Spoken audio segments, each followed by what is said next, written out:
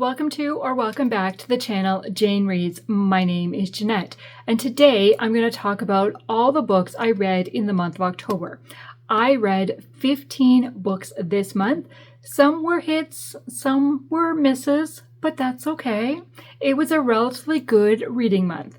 I did vlog majority of my thoughts on these books in October. Actually, I think all the books are mentioned in various vlogs that I did throughout the month. So I will link the Wednesday weekly vlogs in the description below for the month of October because they include my thoughts on starting the book and finishing the book, and sometimes the thoughts in the middle of the book, depending when I checked in or not.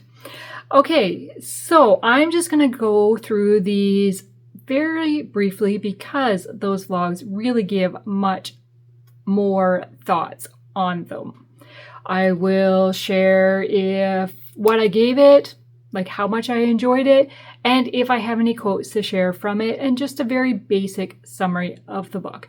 So let's start. The very first book I finished was The Lawman Returns by Lynette Eason. This is a love-inspired suspense book. I gave it 3 stars. I didn't even write my review down yet. And I was like, just before I started this video, I was like, what was this book about? So then I had to look up the description and be like, oh yeah, that's the one. So we are following Colt, who is a deputy sheriff, and Sabrina, who is a social worker. And Sabrina was really good friends with Colt's brother, who was recently killed. And so they're trying to figure out what happened to him. And meanwhile, Sabrina has to take 2 children into foster care and care for them. And it finds out that they're kind of connected a little bit to the murder that happened. But how does it all tie together? The ending shocked me. Like, I was just like, oh, like when we found out who was responsible for what happened, it was like, yeah. So I enjoyed it. I just didn't love it. Okay, then I buddy read Between the Sound and Sea by Amanda Cox with Jess from Pages and Grace. And I loved this book. Loved it. This was a 5-star read for me. And I do have a quote to share. And it says, God meets us right where we're at. And maybe things in our lives get broken down and beaten up along the way. The good news is restoration work is kind of his specialty. I was just so invested in the characters of this story. So we are following Josephine, who goes by Joey, who is looking for kind of a fresh start or a break from her real life. And she ends up taking this job to help restore a lighthouse, or kind of be the project manager or oversee it. And Walt, who is an 80-year-old man, has bought this lighthouse because it has a special connection to him. And so throughout the story, we're trying to figure out what that special connection is and what is going to happen. Joey finds little lighthouse keeper journal entries, just like loose pages throughout. We give hints to what happened back in the day and how is it all connected. I devoured it, and I was so excited when Jess said she was ready to just focus on this book rather than read it, a couple chapters at a time as we had started it, because I just did not want to put it down. And I know she was the exact same way. So yeah, I highly recommend Between the Sound and Sea by Amanda Cox. Then I read False Witness by Randy Singer. This is a legal fiction, and we are following it's multi-layered. It starts out with following a bounty hunter who is trying to find somebody. And then he gets pulled into doing some deeds for other people. Then it goes to law students that are working at a legal aid clinic that take on a case about somebody who's trying to keep an algorithm safe or something. And it's like, how does that connect to the bounty hunting story? Like, I was so confused when it switched from part 1 to part 2. Then as it goes on, there's a part 3, there is a part 4. There's 4 parts to this book. And then you get to know kind of how everything's connected, but it took forever to really connect for me. And I didn't really understand the whole computer program algorithm thing, and who were the good guys, who were the bad guys, what's really going on. Like, it just, yeah. This was a 2-star read for me. I will be unhauling it. It just wasn't for me. And then I read When Tides Turn by Sarah Sundin. This is book 3 of the Wings of Freedom.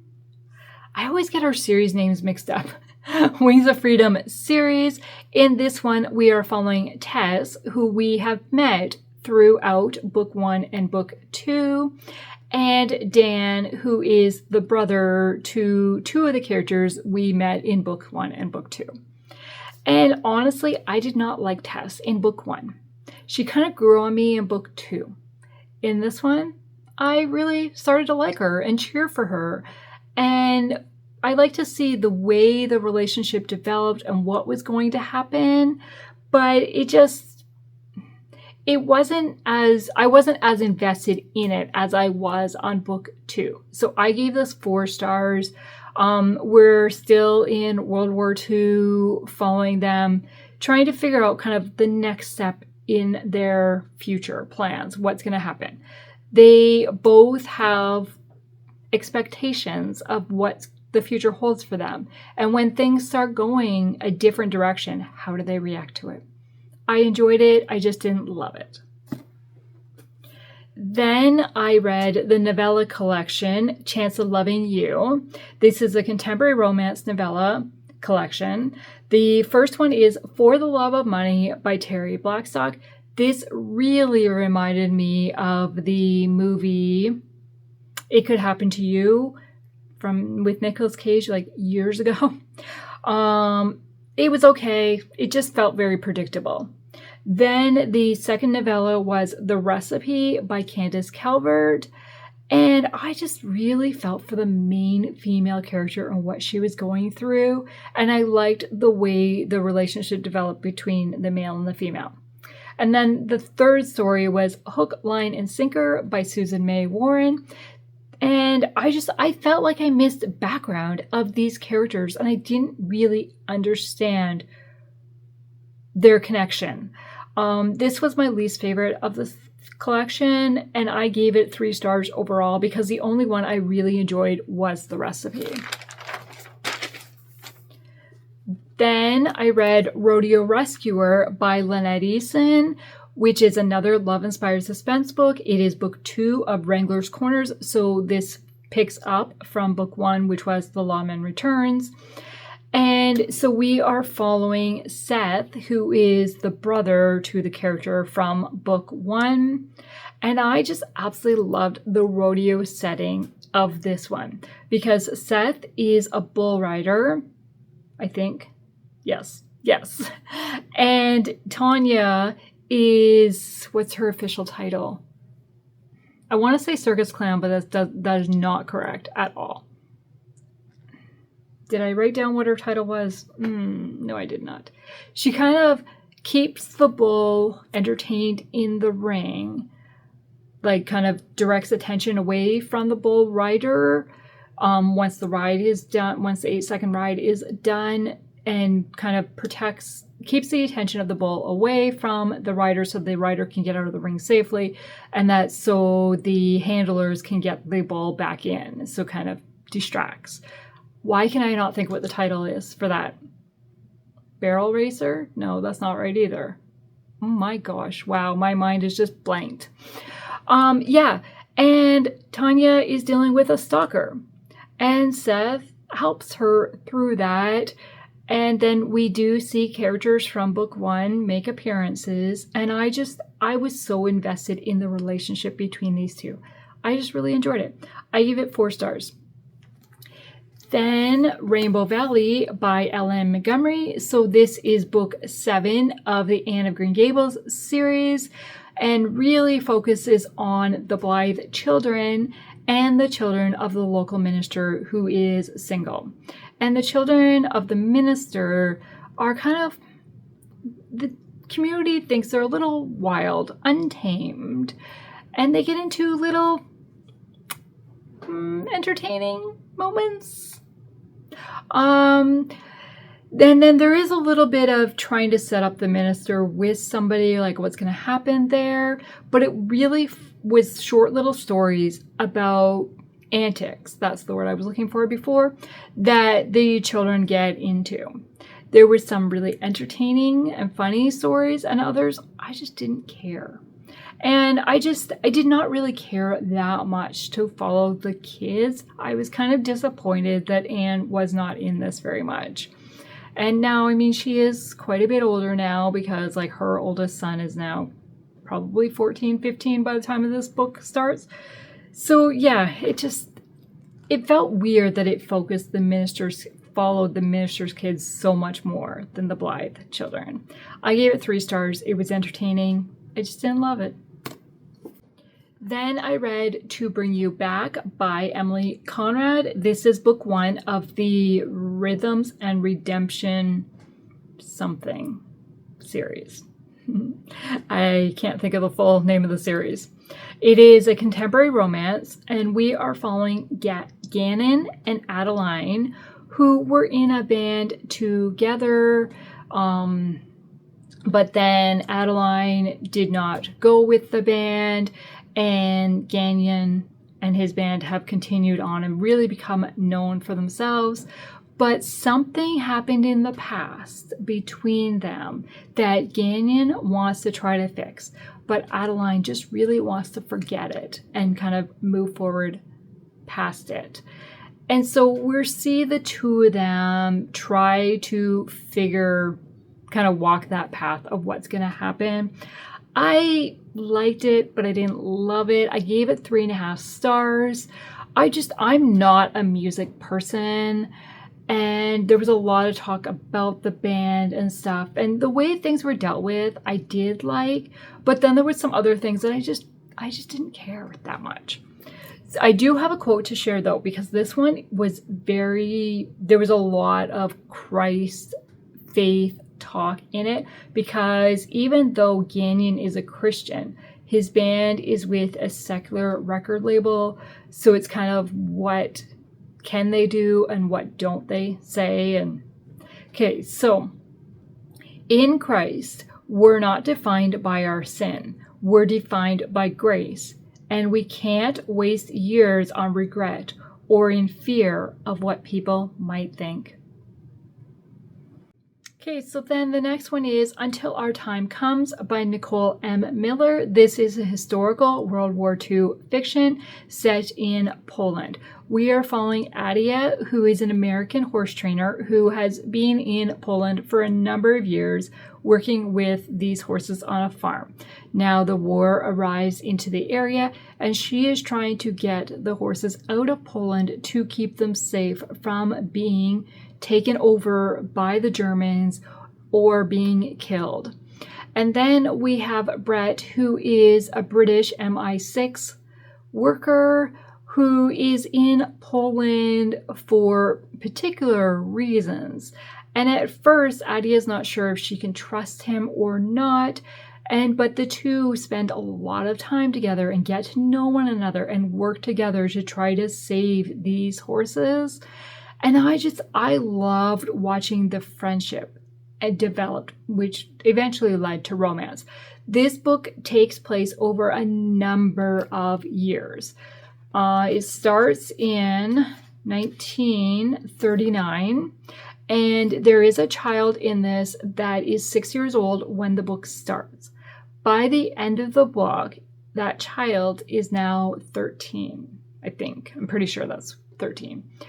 And so we see a number of years. The beginning really follows, like, kind of progresses months, and then all of a sudden we jump a few years time, but I never felt really lost about it or like, yes, I felt like I missed a little bit, but that I didn't miss it in the story. I would have liked to spend time with those characters in that time, but it didn't feel like I missed part of the story, if that makes any sense. I gave this book 4.5 stars, and I really enjoyed it, and I will be looking for more from this author because this is her debut book. The Witness by Dee Henderson. This was a reread for me. This book originally came out in 2006. However, I read it probably around that time, and going into it this time, I did not remember a thing about it. It opens with police officer Luke coming upon somebody who has just walked into a massacre scene. And so then they start investigating that. But then it jumps 3 years later to now Luke is the sheriff, and he has Marsh and Colton that are working as detectives. And something else has happened. Not a violent crime, but something that the police have to get involved with. And it turns out to be there's a connection between what's happening now to something from the past. So then we meet Amy, Marie, and Tracy, who are 3 sisters. And so we get to know them and kind of what their backstory is. And there is romance that develops between the 3 males and the 3 females. And I really liked seeing some of the romance. There was one particular relationship, and watching it develop and the way they interacted just made me smile. I just really liked it. There is one part that happens that I was like, why? Why? Like, what was the point of that? So I did not like the way it ended for that, because it felt pointless and didn't really add to the story. And then with the police trying to figure out what is going on, it also felt like it wrapped up very quickly and they like found their villain, but I didn't really get the clues to that villain. This was a 3-star read for me. I'll be unhauling this book. I just didn't keep me invested in caring that much. Okay, then another love-inspired suspense book was Justice Mission by Lynette Eason. This is book 1 of a K9 series. I can't think what the actual series is, so I'll put the title here. And it is in New York City, and we are following a group of K9 officers or people associated with the K9 unit. This is a multi-author series, and so this is book 1. We are following Sophia, who is an administrative assistant, so she's a civilian, but works for the K9 unit. And then we have Luke, who is a K9 officer, and we're following him with his dog. And at the very beginning, Sophia gets kidnapped, and Luke witnesses the kidnapping and comes to her rescue. Then they're trying to figure out when she gets saved. But then the kidnapper still seems to be after her, and why? What's going on? Then there's a second storyline going on with their boss, like with the K9 unit's head chief, I guess. And one storyline gets wrapped up in the book, and one storyline does not get wrapped in the book. I really was tempted to start the next book because I'm like, I need to know. Like, what's the answer to that? I did not start the next book, but I will be continuing the series. So I gave it 4 stars because I just really enjoyed the interaction of the various K9 officers and the way they work together, and kind of between Luke and Sophia as well. Kind of, Sophia is not what Luke thought, and she challenges him and stuff, and I really enjoyed it. Then I read Running Into Forever by Jennifer Rodewald, and this is part of the Love on Sanctuary Shores series. I think this is book 4, but I have not read the series. I had read that these could be read as standalones. They're by different authors. Characters do not carry over. The setting is just the same.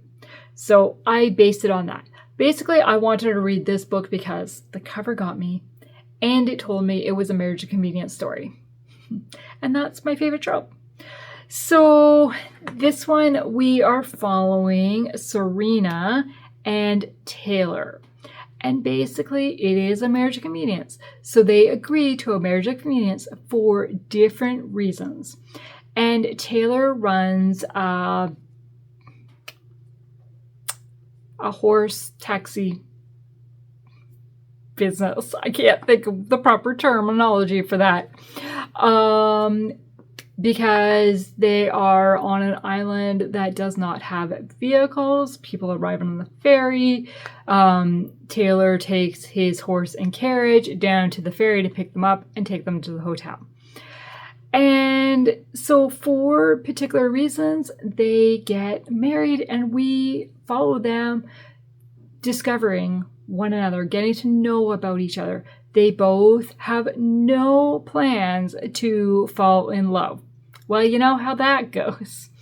And what I really enjoyed about this story, there was a ton of faith talk between them. And they went to church, and then there was talk about like what the preacher preached on for a couple different Sundays, and them discussing it after discussing the sermon, talking about scripture. Like, I really enjoyed that.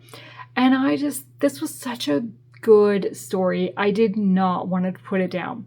I initially gave it 4.5 stars because I wanted to know a little bit more about some of the other characters with the relationship with the main characters, because things were kind of hinted at, and I don't feel like I fully got some of the background between them. And I know that's not in the previous books though, because these characters were not in the previous books.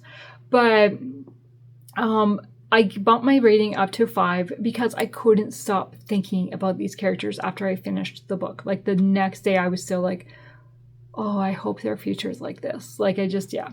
And so I do have a quote to share.